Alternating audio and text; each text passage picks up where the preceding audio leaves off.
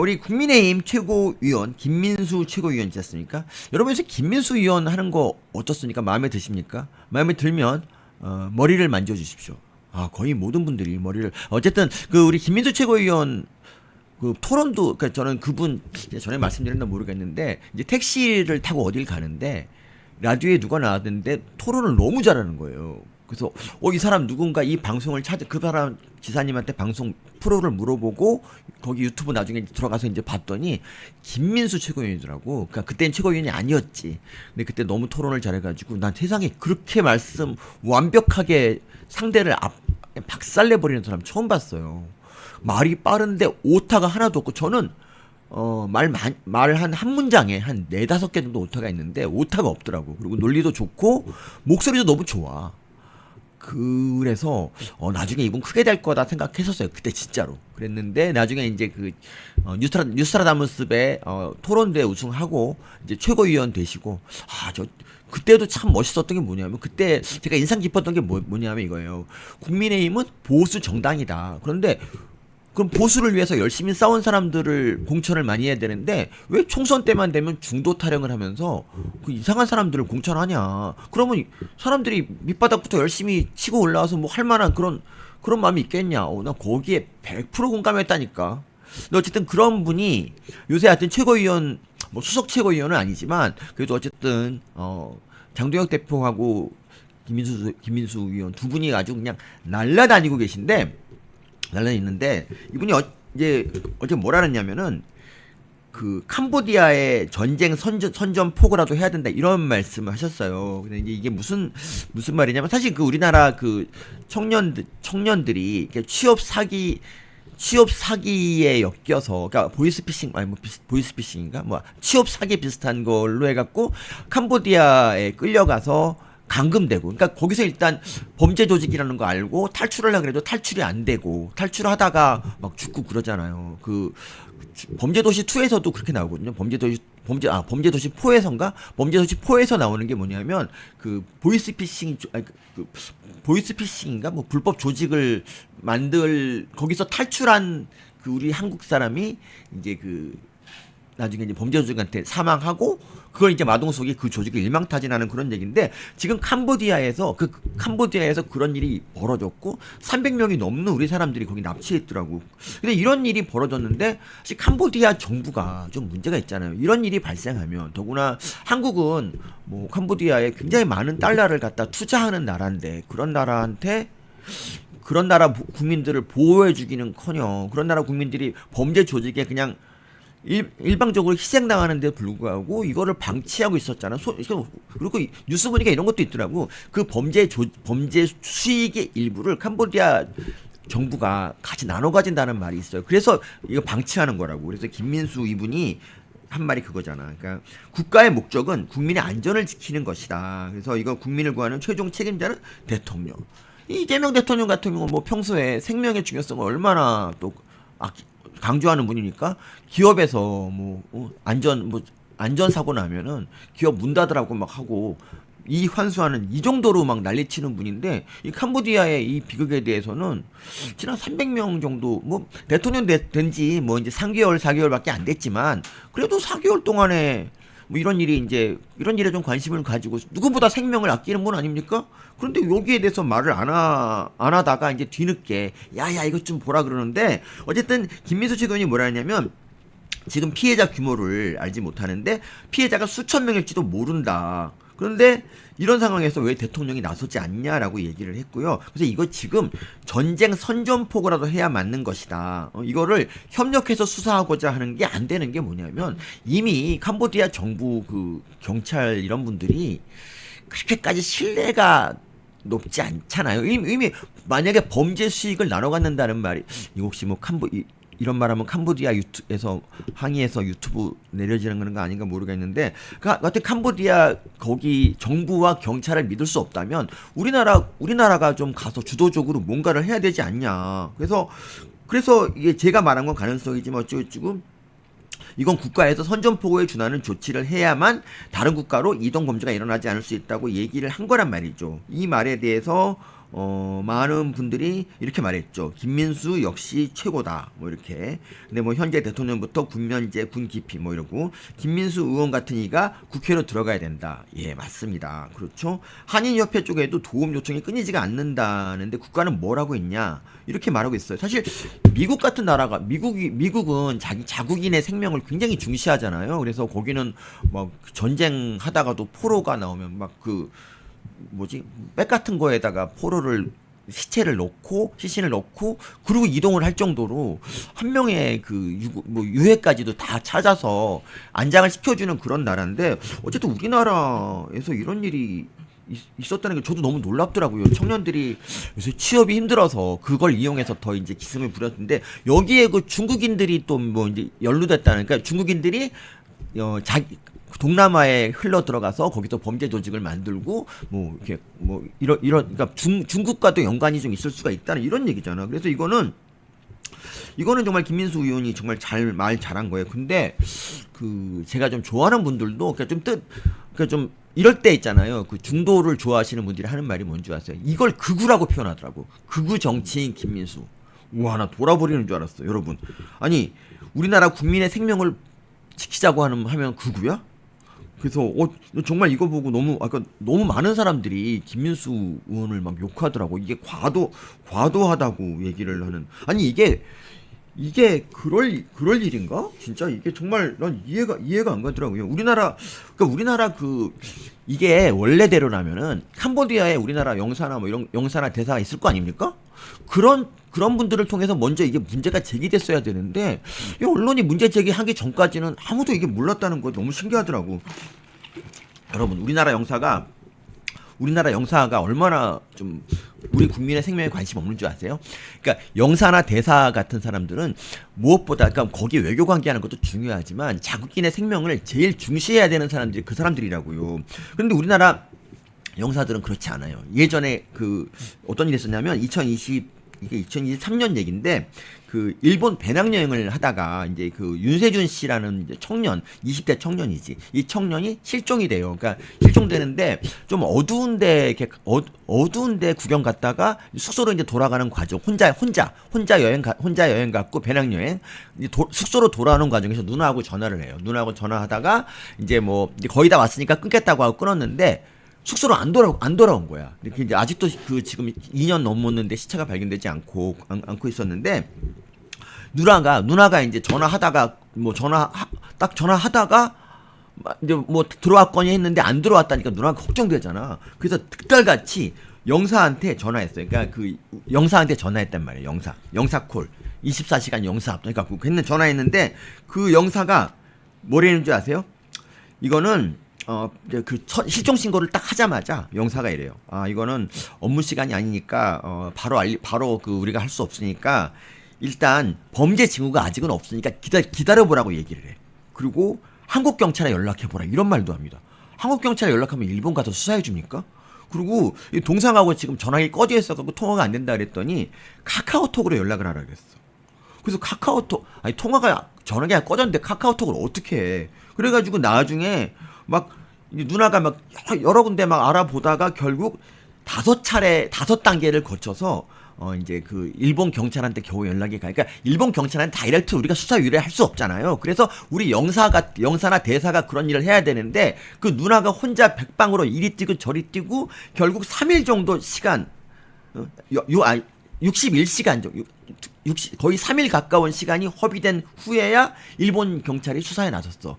근데 그게 제 생각에는 어둡고 깜깜한 길인데 아마 범죄 조직에 그렇게 된 게 아닌가 생각이 들어요. 만약에 사고사였으면 뭐 근처에 시신이 나왔겠지. 근데 어제 이런 일을 골든타임을 놓쳤잖아. 우리나라 영사는 그래서 우리나라 영사분들이 저는 딴 건 몰라도 이렇게 좀 국민의 생명과 안전에 책임감은 이렇게 좀 생각보다 없다는 게 좀 아쉬워요. 예전에 기억나시죠, 여러분?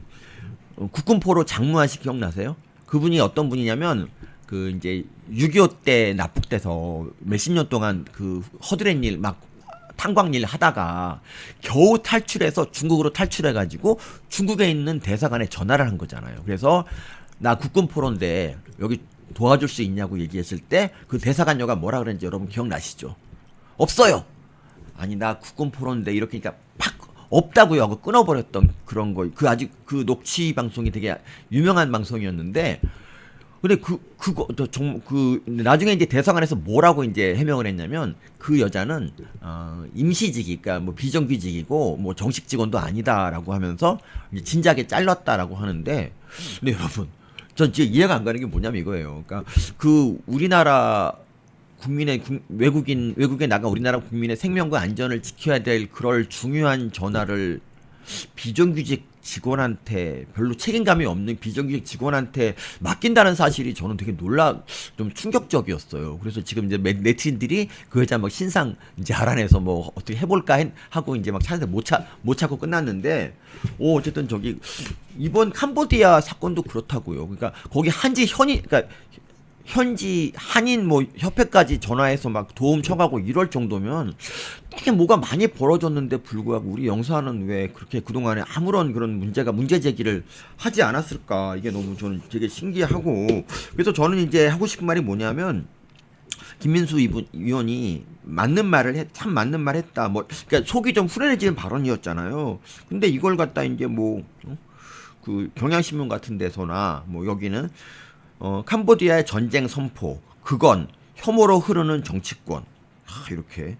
캄보디아의 전쟁을 선포해야 된다. 근데 사실 이게 진짜로 전쟁을 선포해야 된다는 말이 아니잖아. 김민수 의원 말은. 그러니까 전쟁을 선포한다는 그런 각오를 좀 나서야 정부가 임해야 된다는 그런 말인데, 이거를 극단적 발언으로. 그럼, 이렇게 잘난 경향신문 같은 애들은 그러면 우리 시청자들 이렇게 될 동안 뭐 했냐고 뭐 했어 아무것도 안 해놓고 인재사 얘네들도 아무것도 안 해놓고 인재사 이게 뭐냐고 그리고 남들이 뭐라고 이제 이거 대책 마련하라고 딱 하면은 그거 갖고 야 니네들 너무 극단적이야 이렇게 얘기는 하고 정말 난 어이가 없더라고요. 우리나라 저기 영사 나가는 사람들은 좀 더 사명감이 있는 분들을 뽑아서 그래갖고 이제 시험 볼 때 사명감에 대한 고난이도 문제를 막 내야 되지 않을까 싶고 어쨌든 캄보디아 문제가 좀 잘 해결되길 빌고 우리 안타까운 청년들이 더 이상 캄보디아에서 그러니까 목숨을 잃는 일이 없었으면 좋겠고요. 그리고 이제 저기 이거 얘기 잠깐 하겠습니다. 김현지 얘기 잠깐 할게요. 김현지 얘기 하기 전에 제가 이제 그 댓글을 좀 읽어볼게요. 서민 교수님은 서민이냐고. 그럼요, 서민이죠. 네. 오늘 오다가 저는 그 남부터미널역 내리면 6번 출구에 로또 가게가 있거든. 거기서 1등이 4명 나왔다. 거기서 로또 매주 거기서 사잖아. 진짜 그렇습니다. 네. 서민이죠, 서민. 그러니까 우리나라 외교관들이 왜 그런지 모르겠다고. 그렇죠. 그러니까 뭐 나름대로 뭔가 열심히. 그리고 진짜 우리나라 외교관 지금 뭐 우리나라 외교가 왜 이렇게 좀 마음에 안 드냐면 너무 정치권 눈치를 보지 않나 생각이 들어. 그냥 괜히 그런 생각이 드네. 뭐 그냥 그렇다는 거고요. 예, 그렇습니다. 아니 지금 이재명 정권 그 관세 협정은 대체 어떻게 되는 건가요? 7월 30일 날인가 뭐 아주 합의 잘 됐다고 너무너무 잘 됐다고 하더니 여전히 지금도 25%고 여전히 3,500억 불 내놓으라고 막 그러고 있잖아. 여전히. 그러니까 이게 두 달 전하고 이게 달라진 게 하나도 없어. 아무것도 댕겼어. 아무것도. 그런데 엊그제 지지율 여러분 봤어요? 이재명 지지율이 50 몇 프로더라고. 56%인가 52%인가 보다. 그거 보고 진짜 기절할 뻔했어요. 아니 잘한 게 하나도 없는데 뭘 잘했는데 56%. 이 지지율은 우리 윤 대통령이 한 번도 찍어보지 못한 지지율이에요. 그러니까 어떻게 난 정말 이게 이 지지율 조사를 뭐하러 해? 이렇게 신뢰도가 없는 조사를 그냥 이거잖아. 이거는 그러니까 지지율 조사가 아니라 지지율 조사긴 하지. 그러니까 이거는 지금 그거야. 누가 잘하고 못하고를 떠나서 누가 좋냐 이거 그냥 선호도 조사잖아. 선호도 조사.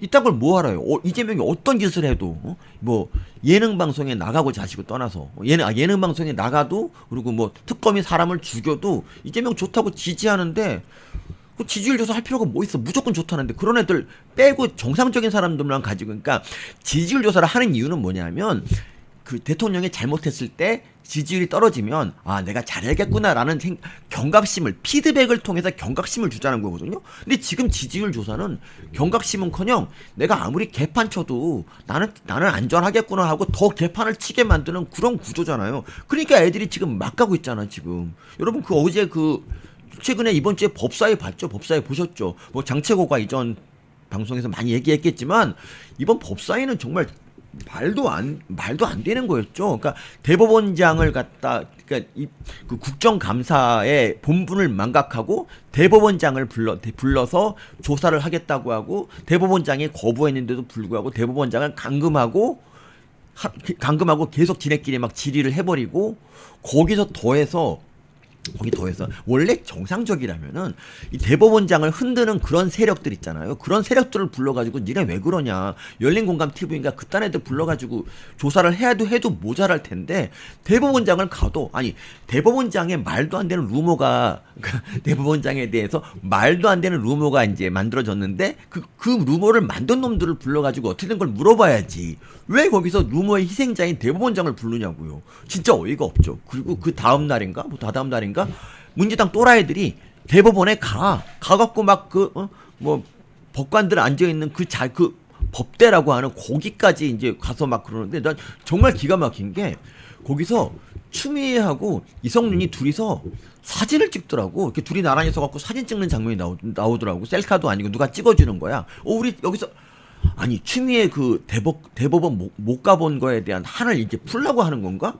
야, 정말 이걸 어떻게 해서 나 정말 딴 것보다도 저도 뭐 이렇게 대법원이 뭐 아주 깨끗한 조직이라고 생각하진 않아요. 거기 대법원에도 이상한 사람이 있고 뭐 노정희 대법관 같은 사람도 있잖아요. 그리고 뭐 김명수 그리고 누구냐 권순일 이런 사람들이 있었지. 근데 어쨌든 간에 그럼에도 불구하고 대법원은 그래도 좀 우리 존경받는 그런 조직은 존경받는 조직이어야 되잖아. 그래야지 대법원의 판결이 권위가 있는 거잖아요. 근데 거기를 갖다 그 더러운 발로 짓밟고 다니는 그게 내가 사실 대법원 내가 이렇게 좋아하는지 몰랐어요. 그냥 그 속이 너무 상한 거야. 그냥 그 대법원 그 유린당하는 사진을 보니까 너무 화가 나더라고. 야 진짜 예전에 그 권순일 있잖아요. 권순일 이 인간이 그 김만배가 권순일한테 갈 때 그 이발소 간다고 해갖고 뭐 6번 8번인가 갔다 그랬지 않습니까?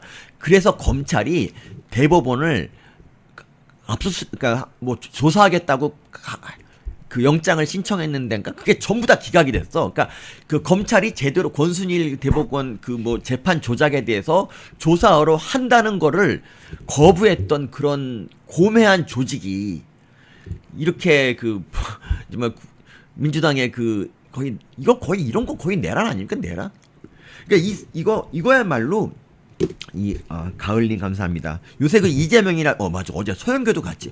왜 이렇게 확구 좀 안 되시는 분들이 그래 넘어갈게요. 그 이재명이나 추미애, 서영교, 전현희, 최민희 등등 하는 꼬라지 보면 진짜 화병 걸릴 것 같아요. 진짜 그래요. 여러분 그 법사위에 비해서 과방위가 좀 규모가 작아서 그러니까 인기 상임위가 아니어서 그렇지 지금 과방이 진짜 끝내줍니다. 엊그제 박정훈 의원하고 김우영이라는 또라이하고 막 둘이 막 싸우고 싸웠는데 최민희의 그 편파 아주 끝내줘요. 그러니까 와 법사위가 워낙 대단하니까 지금 최민희가 별로 스포트라이트 못 받는 건데 둘이 싸웠는데 박정훈 의원이 자기가 이제 소명할 기회를 달라 그랬더니 안 줘. 입틀막을 해버려. 그리고 김우영한테만 소명 기회 잔뜩 주고. 박정훈 의원 같은 경우는 그 김우영이 박정훈 의원 전화번호를 걔딸들한테 노출시키는 바람에 그 전화 못 쓰게 된대요. 지금 전화가 폭탄 문자가 그냥 쇄도하고 있는데 이런 꼴을 이게 지금 나랍니까 이게? 그러니까 저는 그래요. 우리 대통령 지난 정권 때 대통령 민주당이 뻑하면 대통령 헌법 탄핵하겠다고 막 그랬잖아요. 근데 탄핵하는 가장 큰 이슈 중에 하나가 원래 뭐여야 되냐면 헌법과 법률의 위반이에요. 그런데 윤 대통령이 뭘 얼마나 위반했는지 모르겠지만 지금 이재명 정권은 진짜 헌법과 법률을 위반하고 있어요. 지금 민주당이 지금 입법부가 사법부를 완전히 위에 서서 겁박하고 있잖아요. 이거야말로 진정한 상권 분립의 위반이지. 그래서 이거는 민주당이 해산 하는 게 맞지만 이재명도 책임이 있는 게 이재명도 여기에 동조하잖아요. 뭐 대통령실 대변인도 그때 대법원장 괴롭히는 거에 대해서 그때 원칙적으로 공감한다 이딴 얘기했다가 나중에 문제될 것 같으니까 철회했는데 근데 이재명도 어쨌든 이런 말을 하잖아. 입법부가 그러니까 선출직이 임명직보다는 더 위에 있어야 된다는 그런 이상한 생각. 선출직대로 장점이 있고요. 그리고 임명직도 임명직대로 장점이 있는 거잖아. 예를 들어 여러분 소영교 이딴 애들하고 소영교나 그 누구냐 그런 애들하고 비교할 때 서영교나 김용민 같은 애들하고 걔네들이 당선됐다는 이유로 지금 대법관 조희대 대법관보다 더 훌륭하다고 할 수 있습니까? 그 최혁진이라는 인간 있잖아요. 최혁진. 얘는 비례대표야 비례대표. 범민주계 비례대표로 당선됐는데 얘가 한 짓이 뭡니까 여러분? 조희대라는 이유로 그 도요토미 히데요시랑 그 합성을 해가지고 사진을 들고 있는 이런 애들이 단지 선출직이라고 해서 이게 과연 임명직보다 더 높은 건가? 진짜 정말 지금 국회에 있는 애 중에서 열심히 법관을 했으면 대법관 될 수 있는 사람이 얼마나 되겠어요? 대법관 되는 게 사실 쉬운 건 아니잖아요. 그런데 이것들이 지금 지네가 단지 선출직이라는 이유로 진짜 근데 이런 게 내란 아니야? 내란? 이런 게 내란이고 이런 게 쿠데타잖아. 이거에 대해서 와 진짜 우리가 좀 격분해야 되는데 진짜 웃기는 거는 판사들은 왜 가만히 있는 건가? 정말 이게 너무 궁금하고 아까 아까 조사하다 보니까 어떤 신문에 판사들은 왜 가만히 있죠, 여러분? 이게 너무 신기해. 그렇게 신기하지 않습니까? 넘어가겠습니다. 네. 하여튼 그렇고요. 그래서 어쨌든 어제 그 추미애를 비롯한 그런 더불어민주당이 대법원 난입. 사실 저는 있잖아요, 여러분. 그 서부지법 난입보다 난 이게 더 큰 사건 같아요. 여러분 그렇지 않습니까? 그렇다고요? 감사합니다. 아니 서부지법은 어쨌든 서부지법은 그 당시에 윤통 구속에 왠지 공수처랑 서부지법이 막 짜고 치는 이런 느낌을 줘서 거기에 격분해서 왜냐하면 야당 대표는 도망을 절대 안 갈 것인데 대통령은 도주 우려가 있다는 것처럼 여겨지니 그런 식으로 구속영장을 딱 발부해 버리니까 열이 받은 청년들이 들어간 거 아니야. 들어갔잖아. 거기서 판사를 겁박한 적도 없고요. 그냥 단지 거기 들어갔어. 물론 이제 기물을 뺏고 이런 건 잘못했고 들어간 것도 원래 좋진 않지만 경찰이 후문을 열어놨다는데 그 후문을 왜 열어놨을까? 나 이게 이해가 안 가. 거기 문을 열어놨으면 거길 지키던가 해야 되는데 어쩌면 나도 거기서 뭔가 좀 의혹이 있는데 어쨌든 간에 그래요. 들어간 건 잘못이야. 근데 들어갔다는 이유만으로도 징역 2년, 3년씩을 막 다 때렸단 말이에요. 근데 대법관에 이렇게 난입한 애들은 대체 뭐죠? 이거는 그냥 되는 겁니까? 괜찮은 겁니까? 아니 국정감사 대상도 아닌데 그리고 그 의혹이 근거도 전혀 되지 못하는 의혹을 가지고 지금 거기 난입한 그 내란 세력 진정한 내란 세력들을 이것들을 우리가 가만둬야 되는가? 너무너무 속이 상하지 않습니까 여러분? 그쵸? 희망의 나라로님 오늘 짱 멋지다고. 제가 원래 이렇게 이 줄무늬 옷을 입으면 더 힘이 나. 왜냐하면 여러분 얼룩말에 줄무늬가 왜 있는지 아세요?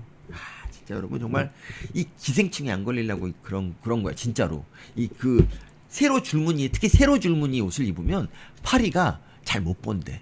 그래서 아마 여러분도 좀 뭔 얘기하는 거야. 하여튼 정말 이런 참담한 일이 벌어지고 있다는 말씀을 드리고요. 이건 이제 곁다리로 말씀드리는 건데 여러분 혹시 그 백혜령하고 이문정하고 요새 싸우는 거 알죠? 근데 저는 둘 다 관심 없는 분들이기는 아니야. 그렇지 않구나. 이문정은 참 관심이 있다. 근데 하여튼 이 둘이 싸우니까 나름대로 또 꿀잼이긴 하더라고. 마약 수사 얘기 좀 아세요, 여러분? 피디님 여기서 마약이란 발언을 하면 안 되지. 약이라 해야 되지. 약이라 죄송합니다. 드럭이라 할게. 이 드럭 사건이 뭐냐면요. 백희룡 그 사건은 윤석열 정부 때 이제 얘긴데 말레이시아 조직원들이 몸에다가 드러그를 막 감고 갑자기 이제 백희룡 경장을 찾아와가지고 이거 마약을 자수를 한 거지. 내가 이거 드럭을 어떻게 갖고 왔냐면 세관하고 짜가지고 세관들이 우리를 다 통과시켜줘서 뭐 들어왔다 뭐 그래가지고 이제 마약 조사가 이제 자꾸 마약 아니고 드러그 조사가 시행이 됐는데 그러니까 이 세관에 대한 조사를 하려 그랬는데 경찰이 외압을 주는 거야, 외압. 그래서 뭐가 있나 봤는데 관세청에서 압력을 넣는 건가? 뭐 이런 의혹이 있었어요. 의혹이 있었는데 여기서 이게 이제 대통령실하고도 관계가 있다는 뭐 그런 의혹도 그런 설도 있었는데 저는 이거는 좀 믿기지가 않는 게 뭐냐면 거기 여러분 드러그를 좋아하는 정당은 어디입니까? 당연히 민주당이지. 민주당이 드러그 수사 못하게 해야 된다고 막 그렇게까지 얘기했잖아요. 얘네들은 드러그를 좋아해. 오히려 우리보다 그러니까 좋아해. 그리고 윤 대통령은 드러그를 굉장히 반대하고 그 당시 한동훈 법무장관도 반대했단 말이에요. 그런데 무슨 이게 어떻게 대통령실이랑 연관되는 게 말이 돼? 어떤 또 또라이들은 막 이게 이제 그 김건희 여사하고 막 관계 있다 뭐 이렇게 얘기하는데 그건 더더욱 말도 안 되고. 근데 어쨌든 간에 그 백혜룡이 수사를 하려고 하다가 지구대로 좌천이 돼버려요. 그리고 그걸 외압을 행사했던 김찬홍가 서찬홍가 하는 사람은 뭐 대통령실로 들어갔단 말이야. 근데 그러고 있었는데, 근데 이제 이번에 정권이 바뀌고 그 외압 수사가 이제 시작이 되는데 그 백혜룡을 다시 이제 불러가지고 임은정 수사팀에 넣은 거지. 그냥 뭐 그래서 나는 뭐 그런가 보다 했는데 막 백혜룡이 임은정 팀을 욕하고 막 난리 났더라고. 근데 어쨌든 잘 모르겠는데 왜 싸우는지 모르겠지만 저는 뭐 좀 바람직한 것 같습니다. 왜냐하면 임은정은 수사의 숫자도 잘 모르는 그런 정치 검사고 제일 잘하는 게 SNS잖아. 사실 임은정은 그런 분이 뭘 수사를 해. 지금 그거 6월달에 아마 이게 합수단이 만들어졌거든요. 그리고 지금 10월이잖아. 4개월 동안 뭐 했게? SNS만 했지 아무것도 안 했어. 그러니까 백희룡이 보기에는 야 임은정 얘하고 하면 아무것도 안 될 것 같다. 뭐 이렇게 생각해서 막 욱해서 말을 했는데, 근데 걔도 참 또라이예요. 왜냐하면 야 대통령이 그래도 그 명색이 대통령인데 대통령이 백희룡 자기를 딱 찍어서 야 너 가서 수사 좀 해. 원 없이 해. 이러면 좋아야 되는 거 아닌가? 근데 합수본부가 뭐 불법 단체고 막 이래가지고 싸우는 거 여러분 꿀잼인데 하여튼 좀 지켜보시고요. 일단 여러분 30초 광고 보고 가겠습니다. 여러분 1961년 1인당 국민소득 80달러 지구상에서 가장 가난했던 대한민국을 경제대국으로 만든 구국의 지도자 박정희 대통령님, 국민이 잘 살고 잘 먹는 나라를 만들겠다는 일념으로 박정희 대통령께서 직접 집필한 전집 6권을 저희 멸콩TV가 새롭게 편집을 했습니다. 환신바이오 창립 8주년 기념으로요, 환신골드 한 세트 구매하는 고객께 이 6권이 있는 전집 한 세트를 특별 증정합니다. 아래 번호로 전화 주시고 건강도 챙기시고 박정희 대통령님 전집도 좋은 기회에 받으시면 좋겠습니다. 네, 여러분 무려 1,500분이나 들어와 계십니다. 정말 감사드리고요. 그리고 뭐 둘이 시원하게 총격전하면 안 됨이라고 몽키 원숭이님이 말씀해 주셨고요. 그러니까 근데 이게 검찰 경찰 알력 싸움인지 잘 모르겠어. 제가 이 드러그 사건에 대해서 좀 들여다봤거든요. 좀 나름대로 조사를 많이 해봤는데 제일 잘 나온 곳이 월간중앙에서 조사한 그것도 제가 봤거든요. 근데 어디서도 검찰 얘기가 안 나와. 검찰이 외압을 행사했다는 얘기가 안 나오거든요. 근데 이게 저는 검찰 경찰 싸움인 건 잘 모르겠어요. 근데 제가 보기에 그냥 백혜룡이 임은정에 대해서 좀 안 좋게 생각하는 게 아닌가. 참고로 백희룡은 어떤 사람이냐면 좀 알아봤는데 백희룡은 그 순경 공채로 입사했어요. 그래서 그러니까 뭐 지금 경찰 엘리트들은 전부 다 경찰대학 출신이잖아, 경대 출신이잖아요. 근데 이제 이분은 순경으로 들어와서 경정이 됐더라고. 2017년인가 경정이 됐고, 그래서 이제 총경으로 승진하려 그러면 이제 뭔가 실적이 좀 있어야 되니까 이 드러그 수사 같은 거는 되게 큰 이슈가 되지. 그래서 이거 열심히 해보려고 하는.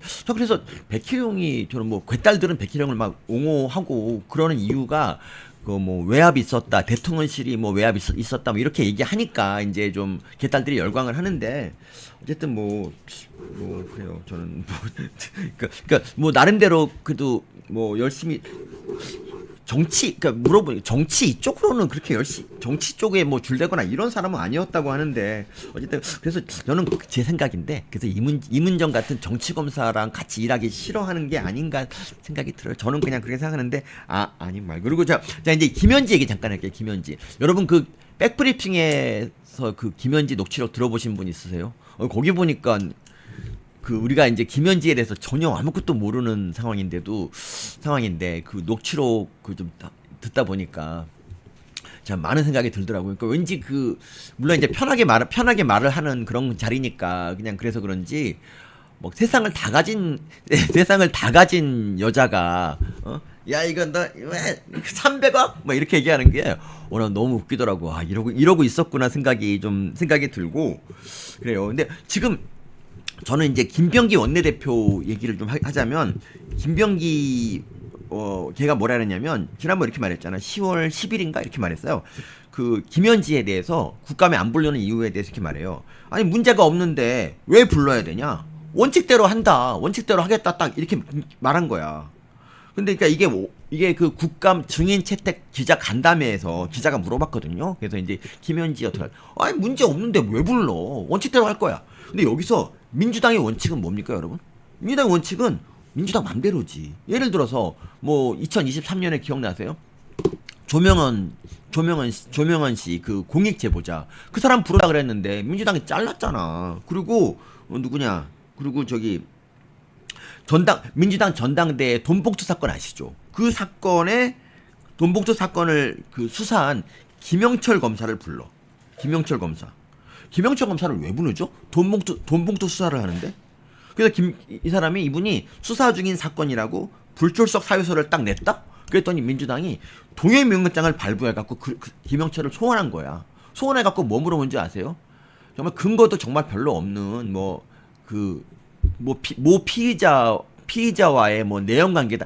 이런 거를 가서 국감에서 물어본 거야. 그리고 민주당이 그러니까 대장동 관련해서 국민의힘이 신청한 유동규, 권순일, 남욱, 박영수 이런 사람들 다 무산시켰고 김건희 여사 그리고 그 모친 최은순 100명 이런 사람을 전부 증인 채택하고 정말 국회 의석이 압도적으로 우리가 이제 압도적으로 지기 시작한 2020년 이후부터는 국감은 민주당의 완전히 개판이었어요. 민주당의 판이었어요, 판. 그래서 뭐 이번에 민주당이 그랬잖아. 국회가 원하면 뭐 김현지 출석시키겠다. 국회가 원하지 않지. 민주당 국회가 잡고 있는데 원하겠냐고. 근데 정말 웃기지 않습니까? 근데 어쨌든 좋아. 지금 제가 말씀드린 거예요. 김병기가 말하기를 문제가 없기 때문에 김현지를 국감에 안 부른다 그랬지 않습니까? 그런데 여러분 10월 13일쯤에 큰 문제가 터졌지. 큰 게 터졌지. 큰 게. 그러니까 이거잖아.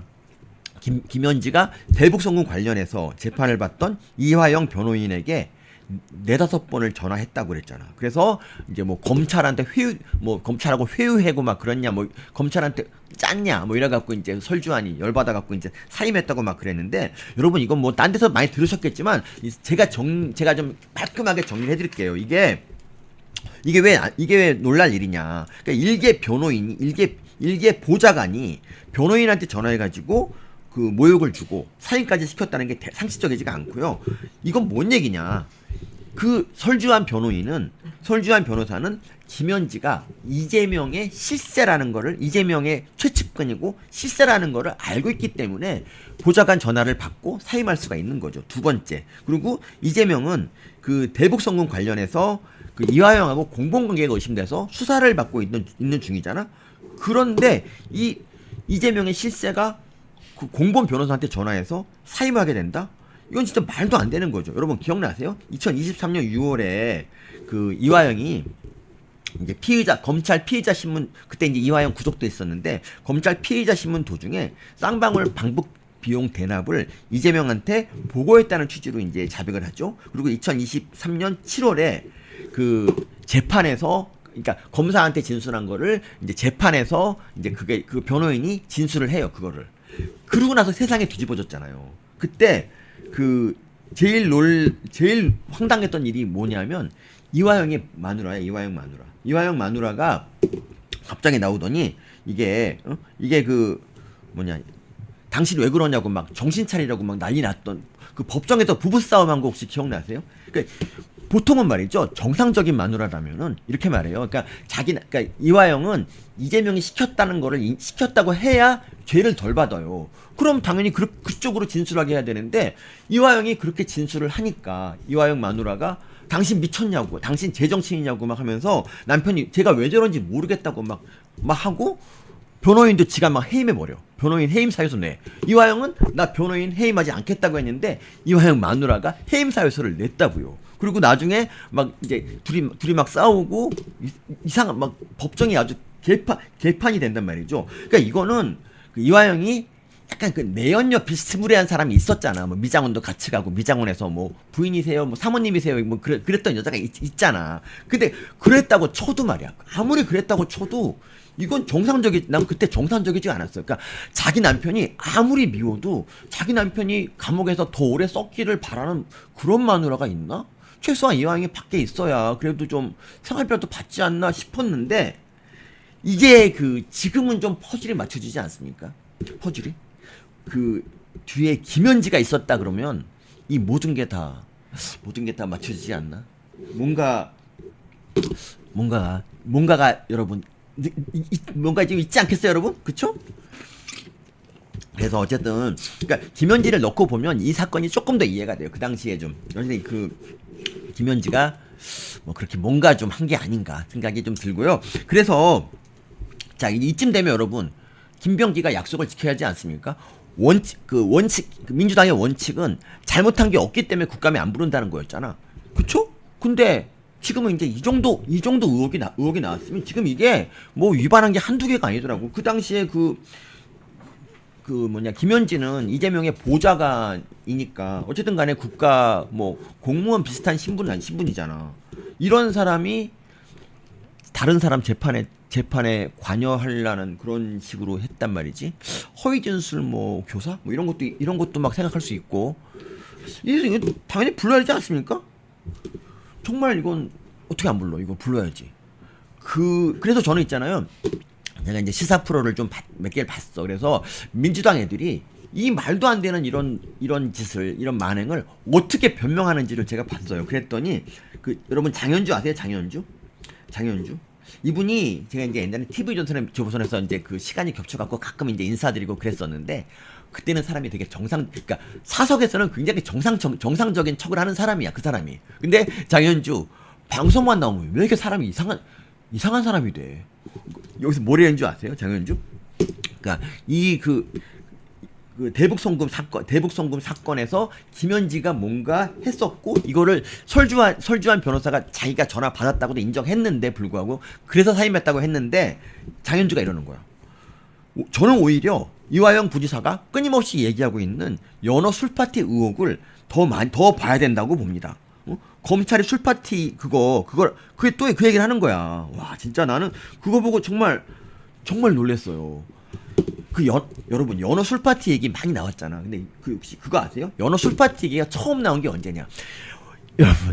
여러분 있잖아요. 연어 술파티 그러니까 연어 술파티의 진상이 이거잖아요. 민주당이 주장하는 진상이 이화영이 진술을 바뀐 이유가 연어 때문이라 그랬잖아요. 연어 때문. 그런데 막상 이화영이 진술을 바꿔서 난리가 나고 민주당이 항의 방문해갖고 막 수원지검 앞에서 난리를 치고 이화영 마누라가 막 난리치고 이화영 뭐 그런 일이 막 벌어지는 동안 그때 연어에 대한 얘기는 한마디도 안 나왔어요. 그때 이화영은 참고로 변호인이랑 수백 번 접견을 했었고 그 연어 회유가 있었으면 그 당시에 바로 말할 수가 있었거든요. 근데 그 뜨거웠던 7월, 8월 이 2달 동안 이화영은 연어 얘기를 단 한마디도 하지 않았어요. 그 연어 얘기를 처음 한 게 언제인 줄 아세요?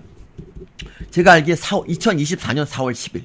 그로부터 그때가 언제냐면 1심 선고를 앞두고 피고인 최후 진술을 하는 그때 이화영이 연어 얘기를 해. 사실 내가 진술 변복한 적이 있었는데 그게 다 검찰 회유한 거다. 그 얘기를 해요. 근데 그때 있잖아요. 그 얘기를 듣고 기사로 쓴 데가 오마이밖에 없을 거야. 심지어 한겨레 같은 그런 이상한 신문도 그걸 기사로 안 썼어. 물론 4월 이제 그때가 4월 6일 날이었나 보다. 그때가 총선 바로 직전이었기 때문에 안 쓴 것도 있고, 두 번째, 얘기가 너무 황당해. 얘기가 너무 말도 안 되잖아. 무슨 연어 한 점에 소주 한 잔 먹었다고 이걸 진술을 번복한다? 이게 말이 돼 이게?